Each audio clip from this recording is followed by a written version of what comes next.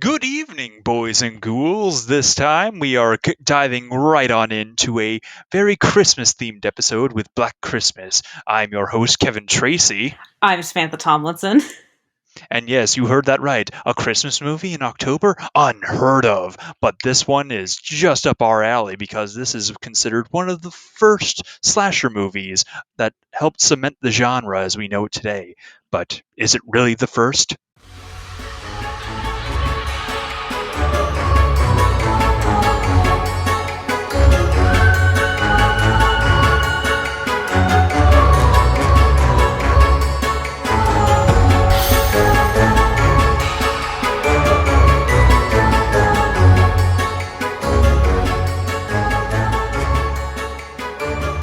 Did this come out during Christmas?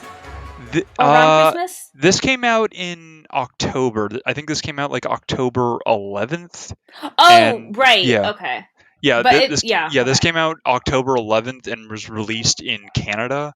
Well, it was made in Canada. I was released internationally a little bit after that. Yeah. But fun fact, it was actually released about 10 days after Texas Chainsaw Massacre. So technically, it can't really be considered the first slasher movie because Texas Chainsaw Massacre is, a very widely popular uh, slasher movie.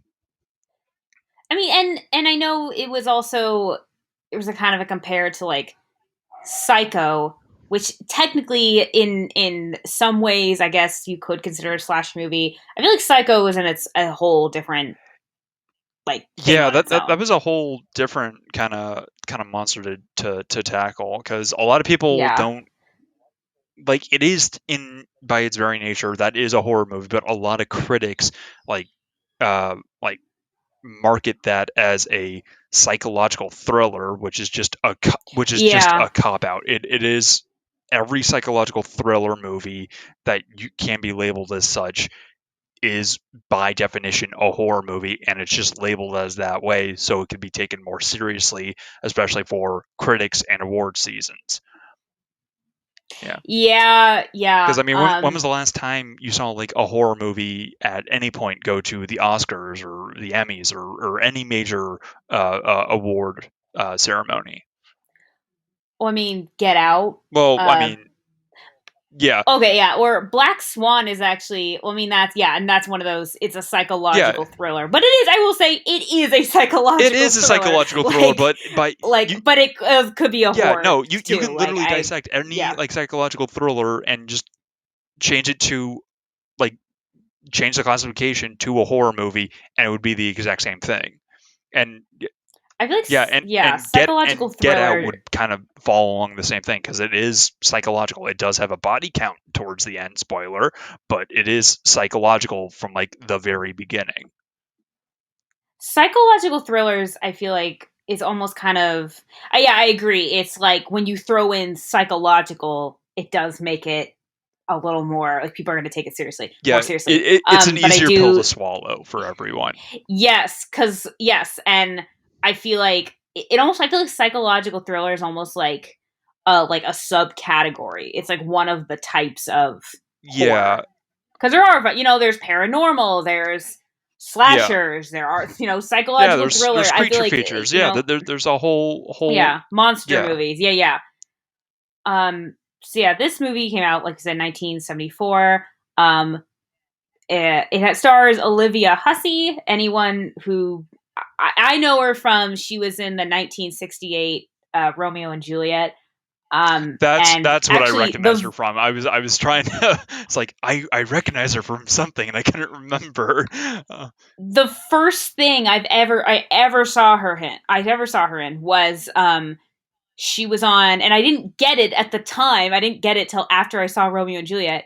She was on the episode of Boy Meets World where she's like Topanga's aunt, who is not romantic at all, and it's when like Topanga moves and then runs back to Corey because she wants to be with Corey, and then she's supposed to go pick her up and bring her back home, and the whole joke was like, oh, she'll think we're like Romeo and Juliet. She's like, no, she's never been in love and she doesn't even know who Romeo and Juliet are. And then I didn't, and I didn't know at all who she was because I was a kid when I saw that. And then in high school, I was like, that's oh, that's that's why that's funny. That's really funny. Yeah, also in the cast we have Margot Kidder, who is probably more famously known as Lois Lane in the old Superman movies. And it also has the John Saxon, who plays the lieutenant in this movie, and I know him probably best as as the police officer and also the father in Nightmare on Elm Street, very much playing a similar role in both movies. Mm. And then there were a few other people. I didn't really recognize anyone else aside from those three. It's not a Was there? star heavy cast other than those No. people. Well, this is a very low budget movie. Yeah. It had a budget of about $600,000, and it made over 6 million. Like this movie was a massive financial hit.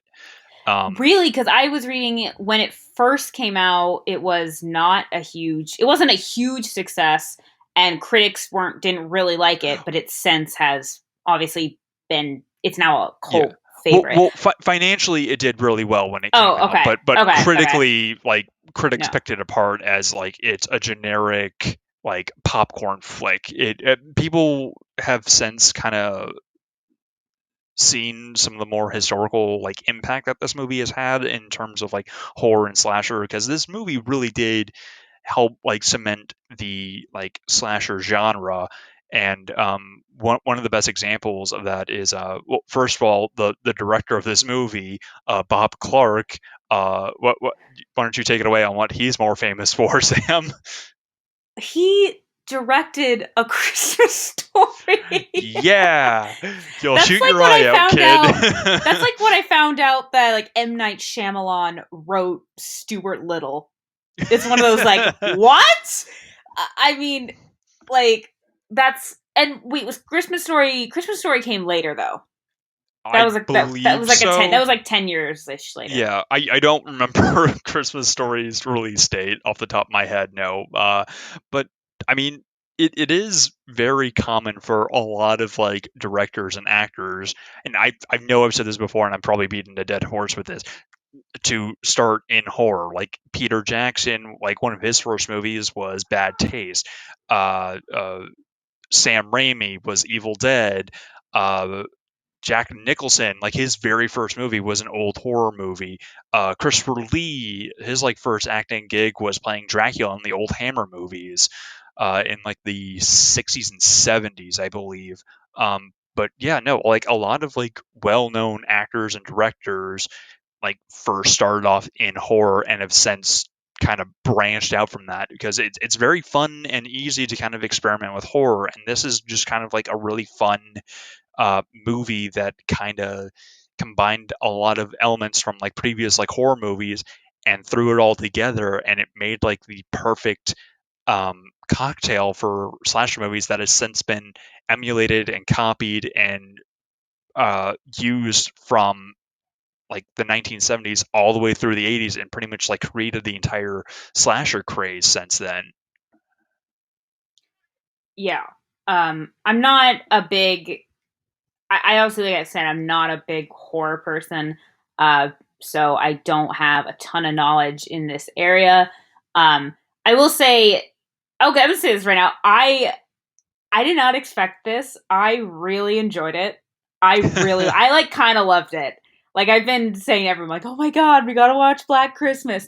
Um, I I did think though that there were a lot of those tropes that are in a lot of horror movies, but I did Yeah, have to remind myself that this was so early.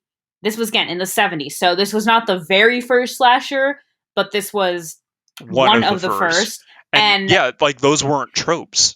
they Like weren't, yeah, those, those yeah, weren't and I just it was mainly towards the end when they're trying to trace the call and they finally get it and they're like it's basically the call is coming from inside the house and yeah. that obviously has been used so many times that I was like, You rolled your eyes. I don't think I think I was kind of, yeah, I think I was kind of like a little like, I will say this movie wasn't you're gonna have nightmares scary. I thought it was fun scary. I felt like No. it was oh my, it was like holy shit, like it was kind of like those movies. Like I Yeah, like I think there was one part in particular you might know based on my reaction what I'm talking yeah. about towards Um, the end. yes, yeah, I think Yes. so. Um. But yeah, Yeah. no, like one thing I do really like about this movie is that it's very careful with how it goes about like killing the very disposable cast of this movie. Like almost everyone who dies, like I almost don't even remember their names aside from the one girl that everyone's spending the entire movie looking for. Well, I mean, to Um, be fair, there's who only sorry, most of them do go home. There's the first girl that dies, the other two friends, and Olivia Hussey's boyfriend, and then the like the house mother. yeah, the house So mother. you do Yeah, kind like of they are. I'm not saying they're not disposable, but I do feel like it's kind of more you. It's again. I feel like with slashers, you know who's gonna die. You don't know who's not going to die. I, Does that I make mean, sense? Like, yeah, and yeah, for the most part, you there is pretty much like a very like clear layout of who is going to die, and probably like the best example of how they explain this is in the movie Cabin in the Woods. It's like usually it's like the slut and like the jock and yeah, like the stoner and the fool. Like it very much like there's like a very like clear like cutout carbon copy cutout of like the stereotypes of like the people who typically are the ones who die first. Like if you have sex, if you like do drugs or drink or do anything that would be considered like a taboo at any given time in society, you are usually the ones to die first. And that was one thing that slasher movies and pretty much just all horror movies in general kind of followed a rule of kind of like killing the morally corrupt youth of yeah, of just killing people who like sinned against God or anything of that nature. But this movie, I really enjoy how it carries out its kills because they are very gruesome in nature, but it doesn't really have like uh, it doesn't feel like it's pulling its punches by having like very bloody kills. Like when I think Barb gets killed, like she there's like a lot of blood. There's a significant like amount of gore, but a lot of the times when Claire first gets killed, you don't see her actually die. It's just you see her like struggle and getting strangled, but you don't actually see her die. But the reveal of her death is so much more impactful than a lot of just the very generic like stabbings in uh like the Friday the 13th sequels. Just yeah, there's not a lot of payoff, but this movie it pays off almost every single time, and I absolutely love it. yeah. It's definitely yeah, yeah. The deaths are no death is the same. No, They are all. Oh, I mean, well, I guess Phil. We don't really, or we don't.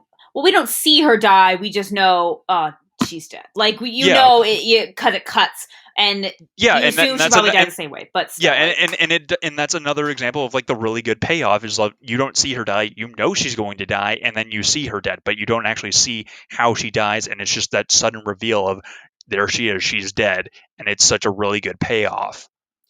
this was this was again like I'm familiar with the tropes and Yeah, the formula of it.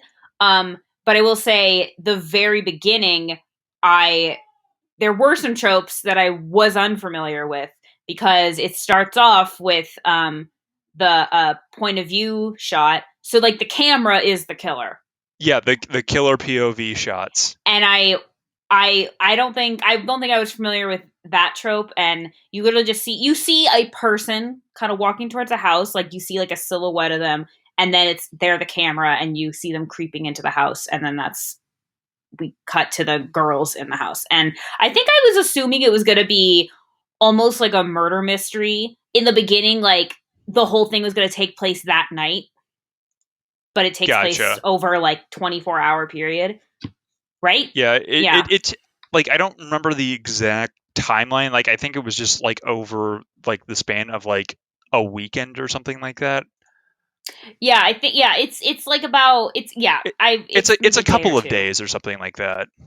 It's I think it's about like 24 hours. They're having a party and then it's the next day and well, it could I don't know. It's I I mean, was under based on the events, I thought it was about roughly 24 hours because they're having a party. Claire goes upstairs to pack. She's the first to die. Then the next day, where's Claire? And the like the chatter and then the realizing, oh wait, she's missing and like all that. And then it kind of just seems like it's an extended night.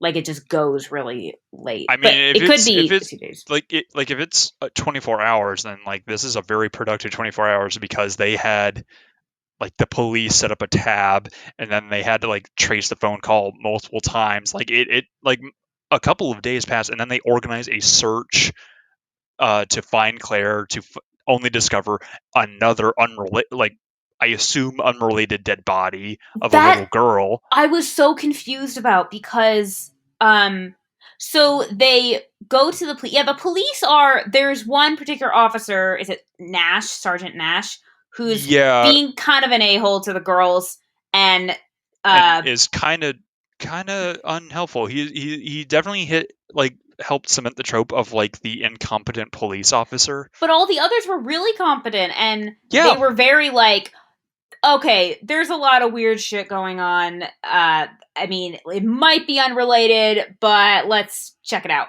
And the girls go to him. He's kind of being a jerk, saying, oh, maybe she just, whatever, ran away. Who knows? And then later, yeah. Okay, we'll say the search confused me because you have the mother of that kid, of that girl. She's telling the cops, like, hey, my daughter, I think something's wrong. She was supposed to be home hours ago. And then they're organizing a search. And I thought the search was for the girl. And they were also looking for Claire. yeah. I And then think they they were found just the like trying to girl. come. Yeah, I think they were just like combining efforts of just like trying to find both Claire Yeah. and the missing girl, and then they just happened to find the girl mid search of like trying to find Claire, and it just ended up happening that way. And there's not really any information on whether the girl was the same killer, whether it was related or not, or it just I part of me assumes it is, but Yeah, there's no evidence that there's no evidence for or against. yeah, and Like that's one thing that I really like about this movie is that it does leave a lot of unanswered questions. And this is probably like the biggest spoiler in the movie, but best example of that is that the identity of the killer is never revealed, and I absolutely love that. And that's the one thing about this movie that hasn't really been copied in other horror movies. no. Um, because a lot of the times the main star of the horror movies is the killer, like Halloween, Michael Myers, Friday the 13th, Jason Voorhees, Nightmare on Elm Street, Freddy Krueger.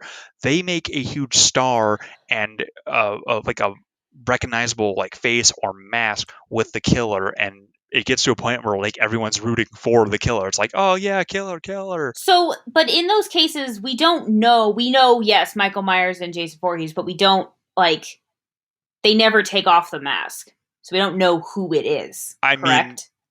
Or you? I know, or I is mean, it you do? I I don't know. well, I mean, they do know their identity, like that is their name, and it is very like established like facts, and Oh, like a okay. couple times that like their mask does get removed. Like I'm not super familiar with the Halloween sequels, but it is in the first one, like he escapes from a mental asylum, like he doesn't wear like that mask like all the time, so like people do know what he looks like, Yeah. or at least like the doctor who is like trying to like track him down and bring him back to the asylum or kill him.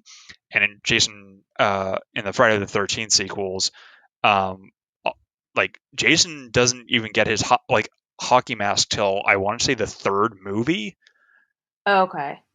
because I mean the first one the killer's his mom, and then he kind of What? shows up at the Oh, very end. Spoiler.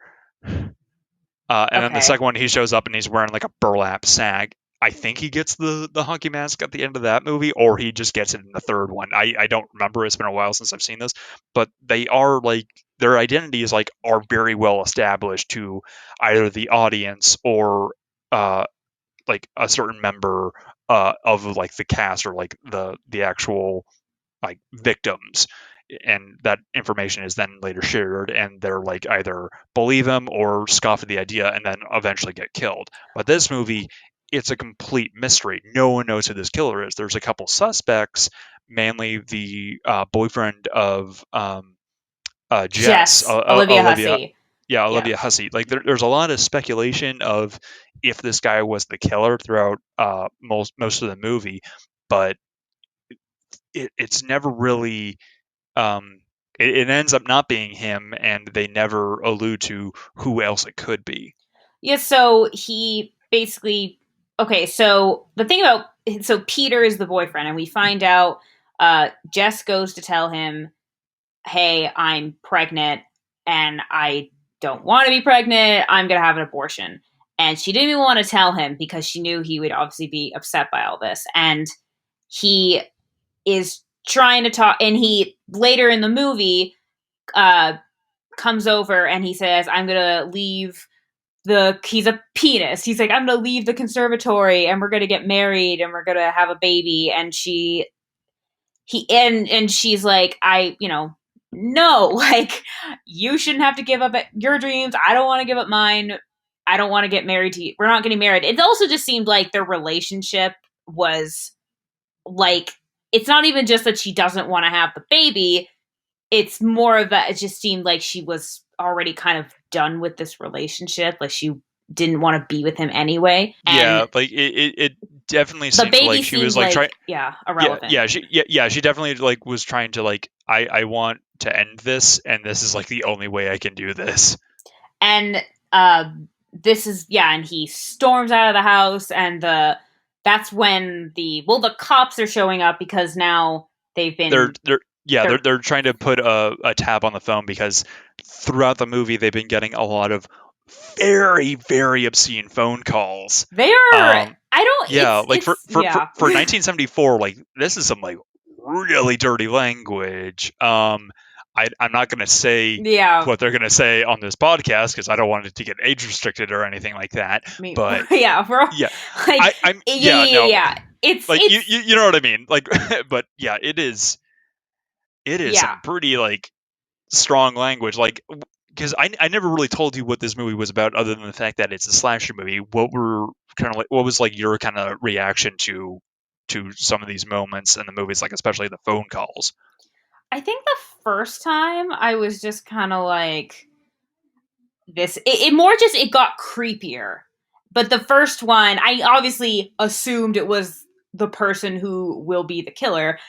I I don't really remember my reaction. I think I was just like, damn, like, oh my, I was watching this, and my dad was at the like fridge, like getting ice, or whatever, and it's really loud. So I turned up the volume, and I think my mom was hearing it downstairs. And I'm like, "What are you Oh my watching?" Like, it god. was for a second, and I think there's no way I don't think she heard it super clearly, but she probably heard some of it. But like, yeah, it's pretty beyond vulgar and like we don't even want to say it. That's how bad it was. Yeah, But no, like, it's definitely something to kind of I guess experience for yourselves because we're not going to say it, but it is really um but I think what it's even in the first call is just really vulgar and crude, and the rest are like it's like a scene is playing out, but they don't know who's talking or what it is. And this is yeah, so they keep getting these calls. The cops decide to after finding the girl in the woods and they're finding the sorority girl is missing. Yeah, what's weird stuff's going on. Let's watch this house. And they tap the phone and Peter calls her later. Or actually, I think it was after this part, Peter leaves and then kind of like hides out behind a tree. And yeah. then he later calls and he's saying, "You want to kill our baby, you want to kill our baby." And then she tells the cops, "I'm pregnant and I want to get an abortion." And he didn't take it Yeah, well. Yeah, Yeah, because the cops have like a tap on there, so like they're listening to like all the phone calls going in and out. Um, but yeah, I thought for a while I kind of thought maybe it was Peter.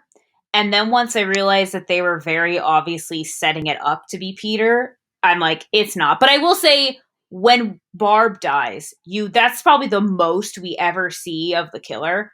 It's yeah. still We only dark, ever we only ever see his eye. That's the only thing that we see like clearly not in shadows. but his hair was somewhat again it's in shadows. His hair was somewhat similar to Peter. I for a second I'm like, oh my god, it's Peter. But then I'm like, it can't it wouldn't make sense for it to be Peter. It would have made if he had found out before, like earlier in the movie, like but when like, it didn't make sense because Claire died before he knew, so it Yeah, wouldn't really make sense for him to be a killer. Um, but we actually, yeah. So once it was very evident that it wasn't, the more evidence against Peter, the more I'm like, it's not Peter. And then uh, the very end, there is a somewhat sort of fight with the killer. Again, we don't know who he is. This part I thought was just very like, this would be creepy no matter what. Olivia Hussey is down in the basement. She's trying to hide. Sees somebody walking outside, like against the windows, and yeah. it's Peter, and he comes in, After breaking a window. breaking a window, coming in, and he's just like, "What's wrong?" But he's kind of like laughing, smiling, like she's being ridiculous because he doesn't know what's going on. But like, and then there's a scream, and then like it's just very, and then you see later, you think both of them are dead. The cops come in. No, it's just him. She fought off whoever the killer was, and they kind of just are pinning it on Peter, I guess. But then you hear the phone ring again, so Yeah, they're and still there. yeah, and that's actually a really funny little tidbit is that during the final credits, you hear a phone ringing constantly throughout the entire time, Yeah, and which I absolutely love that detail. I just so this is going to take us back to Claire because the cops I thought I was surprised at how like they were being meticulous, and they not no they weren't being meticulous, but they were No, paying attention, and they well, were John Saxon was being meticulous. Everyone yes. else was just kind of there. Well, the thing was when they're all the first day, where's Claire? Where's Claire? I thought she was in her room because she's killed. She's suffocated with like a plastic, like a dress garment in her Yeah. room, and I thought, and she's basically wrapped in it in a rocking chair, and the cat was pawing. Oh god! But like, I was like, oh, like I was like, oh no! But I thought she was in her room the whole time Yeah. until Mrs. Mack goes up into the attic and sees her, It, and that's when yeah. she dies. But I thought she was in her room, and so I'm like, why doesn't anyone just like go in her room and like knock on the door, or, like whatever? Why isn't that the first thing? For the and then the cops, I'm like, the killer is still calling. They are all in the house. Why not either A, maybe just get the girl, put her in the hospital. Like she's been through hell.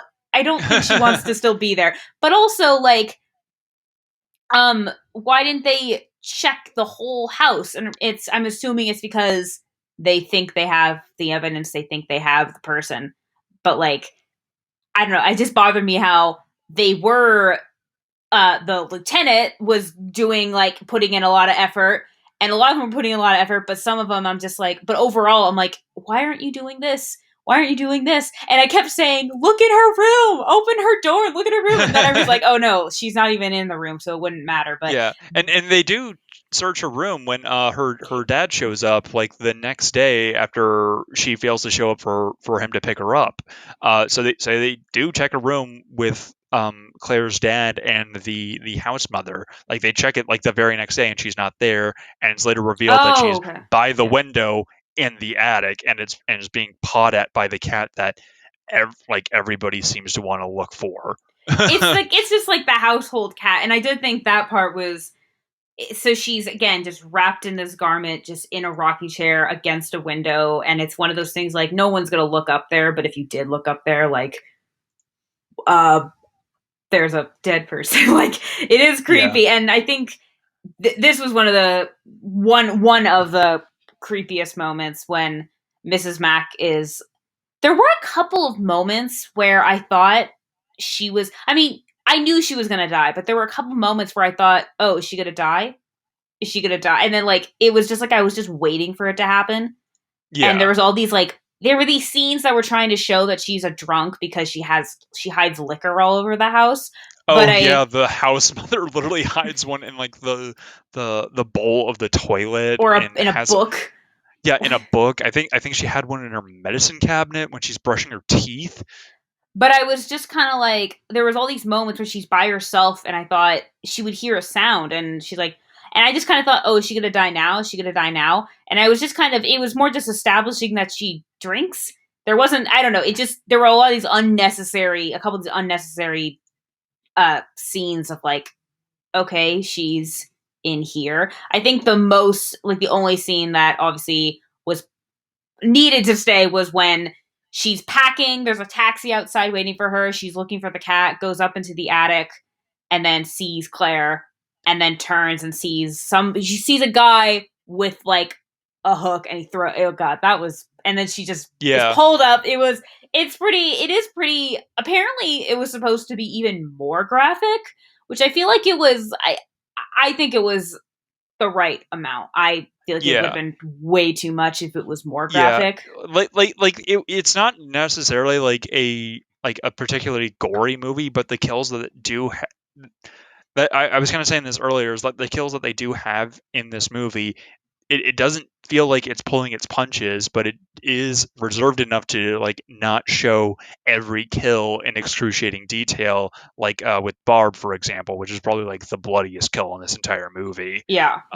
It is very well done, and I absolutely want to give a shout out to the person who was like the cinematographer of this movie because there were a lot of really well done shots of the killer and when Peter's like going through the basement and his whole face and body's in shadow until he kind of like confronts not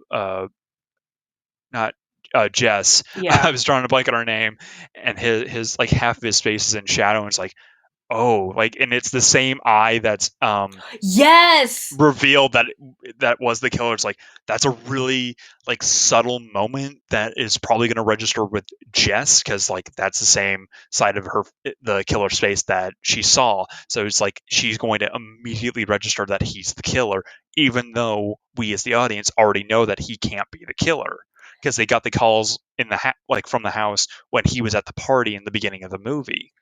That okay, that for me that was the holy shit creepiest moment was she is she gets a call from the again they've been tapping her phone. They finally have the call. She has the killer on the phone long enough that they find out the killer is in the house. They and I just did like this part. They're like, okay, Nash, you gotta call her, tell her to come outside. I'll be there in 5 minutes. I thought he was saying all this. I'm like, why don't you guys drive and say all this? Like, you're being a little too not Cavalier with yeah. this. And Nash calls. He's like, okay, like he's trying really hard to keep his cool, and then she basically like, oh, I'll go up and get my friends. She's like, no, just go. He should have just said, go outside, and Lieutenant's gonna be there in a few minutes. Just step outside. Like if he Yeah. didn't say anything, but he doesn't. He's not supposed to say that the killer's in the house, but he lets it slip, and she's screaming for like Barb, Phil, Yeah. answer me. I gotta say this now. Yeah. She has little segue. She has an incredibly alluring voice. Like it's crazy. She's got this like Yeah. light accent, and I've never seen her in every single thing. Even in Boy Meets World, she has this accent, and she's like, I Yeah, guess it's like vaguely British. it's It's hard to pin. she's like born in Buenos Aires and then grew up in like London, but yeah, Yeah, she goes up, opens the door to Barb's room, and sees Phil there also, along with Barb, both killed, and she like freaks out and falls, and then looks and sees the killer is right behind the door, and he's like looking at her through the crack of like the door hinge, and he's like yeah, talking to her, calling her Yeah, Agnes. yes, like Agnes, it's me, Billy. And throughout like the phone calls he's making, like he's almost like telling a story of like something like that really bad happens, like where's the baby, and like making all these like weird and obscene like noises and sounds, and Yeah, it seems like there's like a very like messed up story that made him kind of want to go out and do this. Um, but that's the one thing about this movie is that there's no answer to why this killer's doing this, and that's one of the main things why this movie keeps bringing people back, because every once in a while you might be able to find a clue, but for the most part yeah. it's very up for interpretation. But it's not like a movie where it's like, oh, the killer could be any of these characters, because Yeah, it's there's no, I mean, there's no way it's any of these characters. I think the only one you think it could be would be Peter, but it can't be Peter. Like, yeah. I was dying to know who was going to be the killer. I'm like, who is it? I wanted to know so bad, and I also, but also, yeah, yeah, like we said, part of the reason they didn't do this was because, like, you know, Jason and Michael Myers, they are, yeah, are stars, and a lot of them, like the killer and like Nightmare on Elm Street, like, you know why they're doing this. And I know in some cases, not all, but I know some cases you can like relate to them, or like, you know, any villain, you can in a Yeah, sense understand why they did this. Again, this is not every villain, this is only some. Uh but like, this is the one where you have no idea why. You have, I know there's been like a few remakes of this, yeah. and There was one in 2006, and there was one I like think a, came out like a year or two ago. yeah, I have not seen either of them, but apparently they have gotten horrendous reviews. I just know one of them, it says, I don't know if it's both or at least one. I think it's the 2006 one. It it says that someone who used to live in the house, and so basically it was like, let me look it up, but it was essentially information that I was like believing, like, okay, I think the idea is, so the killer is kind of universally, we don't know that, but like, he's kind of considered called, we believe he's Billy. Like, that's the name he's been kind of given, but like, we don't Yeah, know for yeah. sure. He more or less gives him calls himself Billy, like towards the end of the movie. It's like, and he calls Jess Agnes. It's like, Yeah. hey Agnes, it's me, Billy, and in like that really creepy voice that he does. But yeah, that's more or less like the only identity that is ever given to him in this movie. So, okay, on, oh damn. Okay, so on IMDb, this is the 2006 Black Christmas. The first synopsis says, on Christmas Eve, an escaped maniac returns to his childhood home, which is now a sorority house. And in the second one, I think it is a, oh my god, From it what is a lot from, more from detailed. And I'm yeah as, yeah from what I know, the second one, like the second remake, almost has nothing to do with the original, and it's like a rival fraternity is doing like some like blood cult and is trying to kill off a bunch of members of like the sorority or something like that. This is all what I've seen from the trailer. I haven't seen the movie, so I could be completely wrong, but that's it gives off a completely different vibe than the original. it's, I think basically it's giving this like, I've heard, I heard that it uh this took place in the same universe as this Black Christmas, the original. I don't I Okay. don't again, I haven't seen this, but basically, I don't, it's pretty messed up. I would say go on IMDb, Black Christmas 2006, one of the summaries is, I'm assuming in that movie you find out a lot more about the killer, because it's pretty screwed up, some of the stuff that it says in there. But like, essentially, I kind of view it as maybe that's the backstory for this killer, and it's just, it's because it's not really, it's, as an audience you want to know, but I, for the sake of the characters, it doesn't really affect them to know why. It's more just it's not. I mean, yeah, why are they? Why is he doing this? I guess, but it doesn't really Yeah. change anything in the story. Like, No, no, no. And I really like that they don't reveal who the killer is, and there's a lot of mystery because it's the one unique thing about this movie that sets it apart from all these other slasher movies, even some of the more generic ones like Sleepaway Camp or Slumber Party Massacre or any of the other movies that kind of fall along a similar category as this.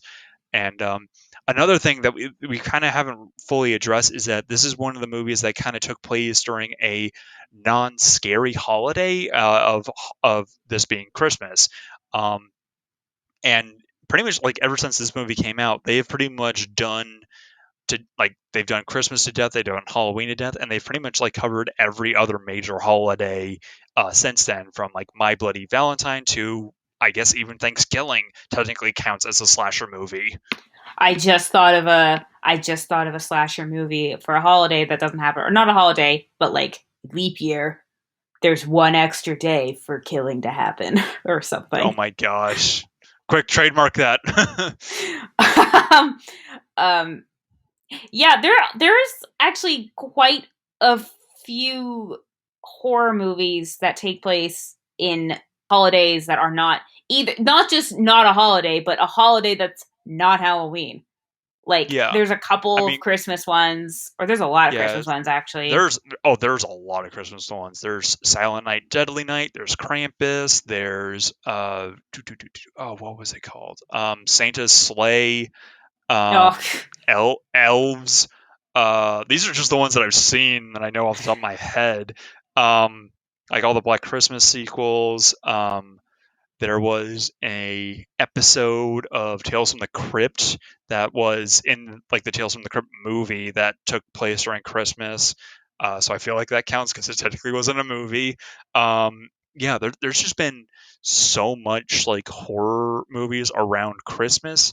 Um, hell, I think even Gremlins technically counts. Um, but yeah, no, it was very kind of interesting because this is one of the first movies that kind of take took place and took a for the most part, a very joyous and celebrated holiday and kind of spun it on its head. And it's like, yeah, even mess up stuff can happen on Christmas because Christmas is supposed to be kind of like the time of year where you're supposed to feel safe and at home and comfortable, but that also makes you vulnerable and ripe for a killing, which I feel like this movie kind of uh, emulates by making it seem like anyone and everyone can die during this. yeah. It's a very again, like we said, it's very clear like who's gonna die, but it's still like this. It's the unknown and the fact that it's never there's the questions are not answered is just why Yeah, it's just like it will always consistently be creepy because you're not gonna there's no reveal. And like yeah. there are a couple like almost reveals, but like not really. You Yeah, see like you kind of see like a silhouette of a face, the eye, and like you see there's a part where he like the killer grabs Jess's hair as she's like running away. But you don't ever see who it is. yeah, And yeah. All we know is that it's a white man with shaggy-ish hair and has a brown eyes. I forget what color his eyes are already. yeah, But yeah, no. There's it's such a vague and non it's not enough of a description to like narrow down any person that we've either seen in this movie so far or anyone in particular because it's such a vague description. Hell, I match the description of the killer like most of aside from like the shaggy hair, but like that's something you can change automatically. Like aside from that, I match the description of the killer. Oh my god, am I the killer? oh damn. Oh um, no. actually, I killed someone in 1974. I do have a question for something I did not. I mean, I didn't get, and Yeah, shoot. uh, so the sorority girls go to the police station and they ask for the number of of the house and she Yeah. said it was fellatio. And Yeah. then later, one of the other like cops is like crying, laughing over it, and I'm like, am I missing something? Is that Do you not know what fellatio is? no? Oh my If god. it's something that you don't want to have to I, I, explain, I feel like this is something that's going to be cut from the episode anyway. I mean, I okay. no, this is staying in now. I didn't. I would see. I Okay, didn't want to bring it up because I figured it was something I was supposed to get, and I just didn't it, understand it. it's a blowjob. That's what that Oh, means. I didn't know that. Okay, Oh my god, that's hilarious. but I Oh, didn't. that's going But the in. thing That's is, that's totally going in. but the thing is, like, I feel like that would have been because there's a scene later where, wait, what's the lieutenant's name? The lieutenant that's played by John Yeah. Saxon is Ken Okay, Fuller. Lieutenant Fuller. So Fuller. he's like, the other cop that he works with is like laughing hysterically, and he Yes, finds out, as rightfully he should. and He's even credited as laughing detective. and they're like, Nash, uh, and he's just, and I feel like it's a scene. It's like it's comic relief. It's supposed to, Oh, but absolutely. I'm like, I did kind of weirdly. I'm like, I was actually thinking, do you know how, because how messed up, like they just found a dead kid in the or a girl in the park. I think it was Yeah. she like 13 or something, and Yeah, well, I mean basically a kid. but like everything, and it's right before the holidays. It's got to be this really like heavy, like I can only imagine how like messed up, like how bad, like the weight that would ever have the drama and the pain and the like depression. But like I thought it was this weird, like almost kind of humanizing, like how good it must feel to laugh. Yeah, it's like, hey, Like, you got to take your comedy where you can get it. and yeah, Especially with a shitty job like that where like murder is abundant. um, but like I just thought like and the thing is I did like the scene. The problem was I didn't know the term, so Okay. Yeah, no, that's hilarious. So, what are your final thoughts on the movie Black Christmas? Do you see this as more of a staple for Halloween, since it is kind of a very fixed staple for slasher movies, or is it a jolly Christmas movie that'll now be a part of your family tradition? um you know, I feel like when it comes to, I think this is a movie. Honestly, I feel like this is a movie you could watch any time of year, any time of the year. I feel that, yeah, like it's appropriate Halloween, it's appropriate Christmas. I supposedly, uh, Elvis really loved this movie and would watch it at Christmas, and I mean, I supposedly totally would want. hit I kind of want to make this a Christmas like with a next constant thing after Die in my Hard, house. after Die Hard. Hell yeah, And yippee ki yay, motherfucker! and actually, I forgot to mention this before. Olivia Hussey, I guess, was in talks to do the movie. It was movie Roxanne with Steve Martin, and when they met, he said, "You're in one of my like all time favorite movies," and she assumed it was Romeo and Juliet, and then found out it was Black Christmas, which I just am like, of course it is. Um, um, but yeah. Anyway, I think I first of all I think this is a movie that really anyone can enjoy. It's Yeah, it's definitely fun. There are, I think I said this before, there were a couple of scenes where I'm like, this is not relevant. Like this seems like a deleted scene or an extended scene. Like I don't need to see Mrs. Mack muttering to herself in the bathroom. Like they're just things like that. But it is creepy, and a lot of it is, again, it has a lot of the tropes, but it is so early on this that was these are around not a time. tropes. Yeah, These are just, yeah. yeah. And so yeah, I thought it was a really fun movie. It was it was a very just it wasn't because it's definitely more of like it's not like a heavy like story. It's more just they're all dealing with things going on in their lives, and then Yeah, oh a killer shows up. yeah, yeah, I don't know. I really enjoyed it. I thought it was very pleasantly creepy.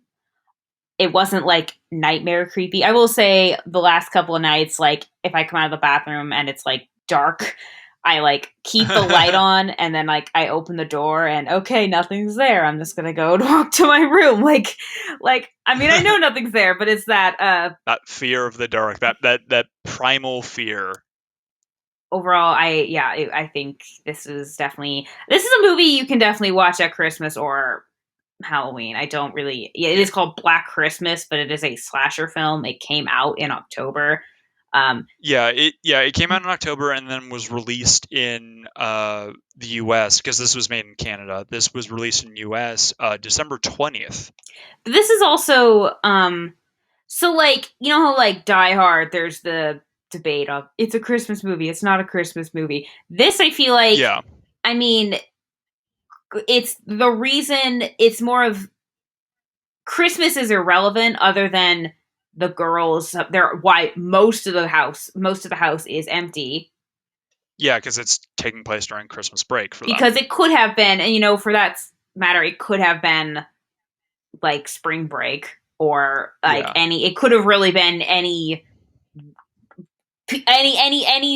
going on. Why that school's not in session, you know? yeah, So Christmas is kind of irrelevant. The only reason why it I do kind of like that it is set at Christmas is because, like you said, Christmas is like uplifting and a safe holiday where you spend it with family. And there's literally a scene where, as Barb is being stabbed upstairs, which also yeah. don't keep a bunch of glass pointy like figurines above your bed. Not, I mean, even if aside from the fact that a killer could walk in No, and kill no, you that with. like I don't think that's above her bed. I think that's on the dresser next to her Oh, but I bed. was still like, even then, I was like, it's still too close to Yeah, it could fall. But like, yeah.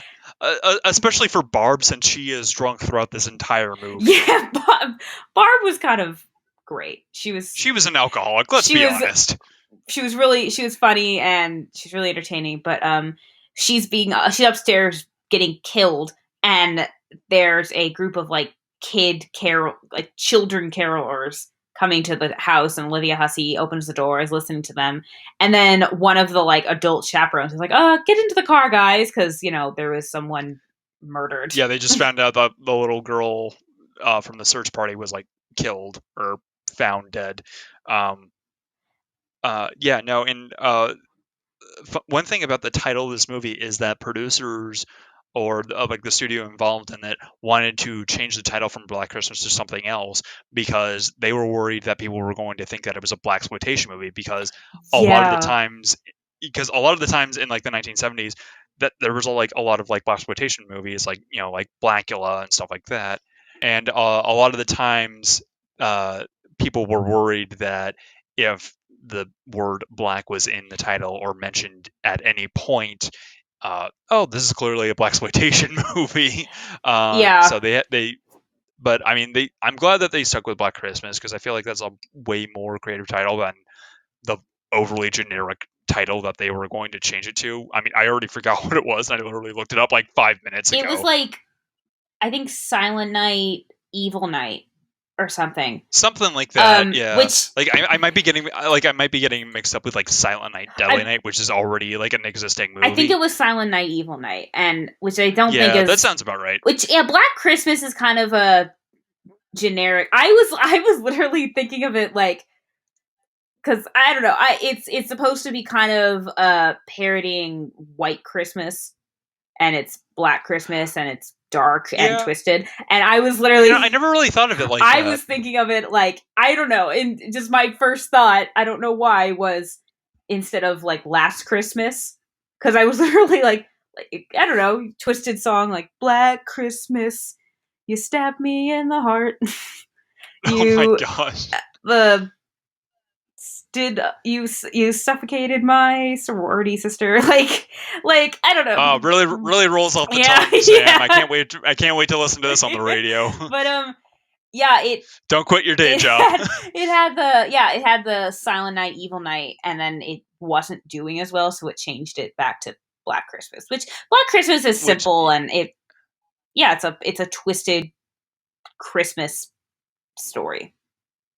yeah, I mean, then again, it yeah, could be it could be Black Easter or Dark Spring Break. Again, like the Christmas is more. It's that gives it Murder Memorial Day. Christmas. It's because I feel like we've all been there. Of Murder Memorial Day. It's that sense of like the end of it's like Christmas breaks here, or you're finishing up finals in school, or you're in college and you're packing to go home. It's that sense of like, yay, it's Christmas, like I get to go home and whatever. It's like, and oh, I'm safe now. and so I do kind of like that it's like a that familiar safety net that I feel like a lot of us have felt, that like familiar excitement. And so I feel like it wouldn't really in with that aspect of it, that like vibe I felt, it wouldn't really work in any other holiday, but it could work in any other holiday. Just that again, like you said, that like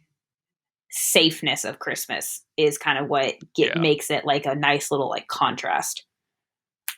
yeah, no, and I really like that for like Christmas horror movies, which is kind of its own whole subgenre in and of itself, which this movie kind of helped create. Um, but my final thoughts on this movie, I absolutely love this, and it does use a lot of the formula that and tropes that we kind of take for granted today, like the killer POV shots, the calls are coming from inside the house, the final girl, the the fake out reveal of the killer and the incompetent cops. It was all elements that were kind of just single elements in other horror movies like Peeping Tom, a lot of like almost technically you could technically consider slasher movies from like Italian movies. One of them being Black Sabbath from like who kind of like helped create like the callers come from inside the house and kind of parodied all the way from to Scream. But this is like the movie where it kind of combined all those elements and created like this perfect cocktail where 4 years later was used again in uh, Halloween 4 years later by John Carpenter, who absolutely loved this movie, um, and it has since pretty much been reused, recycled ever since. And I absolutely love that. And I really like the fact that the one unique thing about this movie is that the killer is never revealed, and I don't think that's like a thing that has really been replicated in um, a lot of the slasher movies that I've seen since then. Um, it's just a really nice and unique element that keeps this movie separated from the rest. That kind of saturated the market around this time, and after it kind of created this whole slasher craze. Um, I would definitely recommend this as either like a family friendly Christmas movie and a fun horror movie because I was very surprised that you like this one, Sam, because I figured out of all the horror movies that we were going to be covering this month, this was going to be the one that you liked the least. So this was actually a very pleasant surprise that you enjoyed this movie as much as I you did. think I kind of it's kind of been it. I knew it, but it's been confirmed. I feel like as we're doing horror this month, but I realized I I'm not really into genres. There are a couple of genres I do really like, but for the most Yeah. part, I feel like it's just there are certain aspects that I always there are a variety of aspects that I look for in film. And if any of them or most of them are in something, I'm probably, even if it's like a bad movie, I'm still going to have fun. And I mean, you've seen Thanksgiving. That's like one of like the bad I movies. saw that very detailed review of Thanksgiving, and I do want to watch Okay. Thanksgiving, but I kind of want to watch Oh, it. it is. Oh, But yeah. it's not as funny as I thought it was gonna be. But this had like this for me had like it was very suspenseful, and it was like that kind of perfectly creepy that you're not like hiding behind a pillow because you're scared. You're just kind of like, oh my, like you're on the edge of your seat. Like it was like like a fun thrill. Like it was like fun suspense. And so Yeah. that's why I was enjoying it.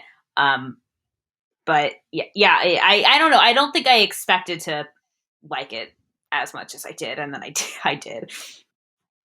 We should get to the important question. Kevin, is there anything, did you think this was real? Is there anything in Black Christmas that seemed real to you? I think the for the most part, I think it was a very believable story of not knowing who the killer was because, in real life you don't know who it is until it's already kind of figured out.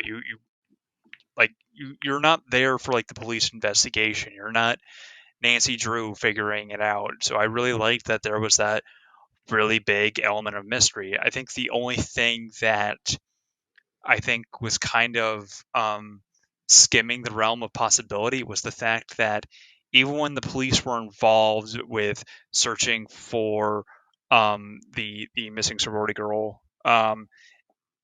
even when her dad was involved, was that they didn't search the entire sorority house, like from basement to attic, where her body is. She's in the attic. So Yeah. so like that was like the only thing that I was like, why didn't they search the house? I Thank feel like you. I feel Yes. like that would have that would have solved quite a few Yeah, problems if they had yes. just Like, where's Claire? yeah, Yeah. basically it's like she's right there. Like you can see her from. She's right by the window. Like I know it's hard to see it, but like if you look closely, like yeah, that's a corpse, bud. um, Yeah, and the thing is about that, like, because I feel like as a you could look at it as, oh, like the killer's right under their noses, like she's right there, yet they're missing key points. It could be like it's like supposed to be like a metaphor or like symbolism or something, but it also seems kind of from the killer's perspective, like unless he's intentionally trying to toy with the police, which I mean, there's enough I could see it. He is, but he also might not be. I think like it could. I feel like realistically, if he really wants to go unnoticed, he wouldn't have put her by the window. So then it's just 100% on the. It was just he happened to place her there, and then it's yeah, 100% on the cops. Yeah, I thought that the whole time. I'm like, well, I think I said this before. Like, I thought she was in her room, and then I realized, oh no, she's in the attic when yeah. Mrs. Mack saw her. So yeah, the whole time, especially in the end, I was like, why don't they look in every nook and cranny of this house? They know the call was coming from inside the house. Like, Exactly. I mean, like, although to be fair, at that point they did think that uh uh it the was boyfriend, Peter. yeah, Yeah. the that he was the killer, and it's like, well, he's dead. It's like, well, we don't need to search it anymore. We just got to figure out where the bodies are, or where, or even if there are any killers, because at this point, the sorority mom, like everyone thinks that she's on vacation. The only ones who know that to be false is the cab driver and who she's supposed to be staying with. And like the only two other bodies that they know for a fact were murder victims. Like, okay, well they're there right there on the bed. Like they're on display, and then there's like the dead cop in his car. Like they found all the bodies of the known victims that they know for a fact were killed. Yeah. Everything else was just like, this is just a random disappearance or missing persons case that may or may not be related, or they Well, just don't know that they're missing yet. I thought I looked at it as they kind of just assumed Claire was one of the victims and they just haven't found her, whereas Mrs. Yeah, Mack, they probably aren't even thinking about her at all.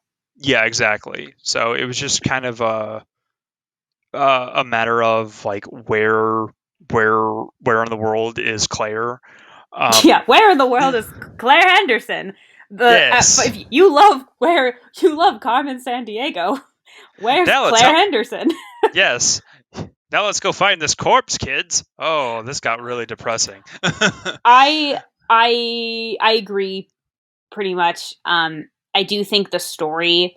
and the way it kind of reminded me almost a little bit of them and how methodical it was, how like everything did seem to be kind of step by step with what was going on and the attempts Yeah, to figure yeah, out I what's can kind of see happening. that. Yeah, yeah, I yeah, I thought a lot of I thought there were I'm trying to think. I think the biggest thing that I just thought was very ridiculous was how they didn't check the entire house.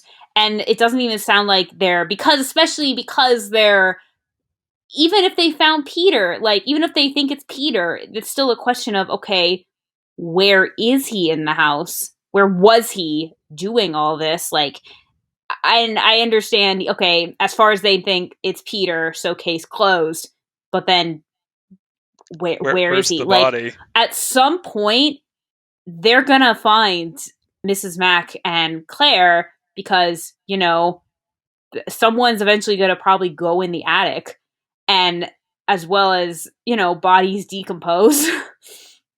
Yeah, like eventually they're gonna be found and you know it's just but also he is not in the is he in the attic when he's making these calls? It looks like he was somewhere else. I I think it was just kind of wherever he happened to be.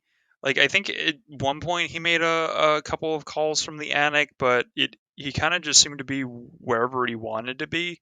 Yeah, yeah, Um, like there wasn't really like any like rhyme or reason to like where he wanted and or needed to be to make the calls. It was just as long as it was in the house, you know. yeah, yeah. So we're kind of Um, both on the same page though for this. That's yeah, for them. nice. Yeah. Oh, Yeah. yeah. Yeah. No, that's kind of a.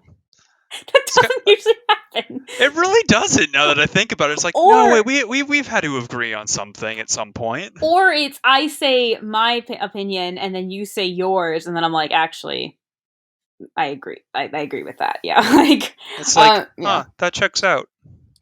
Yeah. Um Wow. So this is a first. it only Huh. took like what I think this is like episode 28. Something like that. Yeah. Yeah, and I never thought of all movies where we would kind of be on the same page would be a slasher movie, a movie that, for the most part, I think you would have liked the least. But it turns out this is the one that you've liked the most out of the history of horror movies that we've done so I far. mean, yeah, so far, them I thought was really fun. I'm having kind of a blast because I'm yeah, like I'm stepping out of my comfort zone, and it's just like I think it's kind of like I said, it's confirming that there's other elements that I look for, and I don't really because like I think I'm not really a genre person. There are genres I like, but I look at it more as just does this offer this or this or this? Because if it does, I might like it. And this had there were a lot of things in this that I found really really fun. Yeah. Um, so yeah, I think that pretty much wraps up this episode. I'm Kevin Tracy. I'm Samantha Tomlinson. Tune in next week where we delve into the 80s for a spectacular creature feature. Goodbye, everybody. Whoa. I still can't do accents.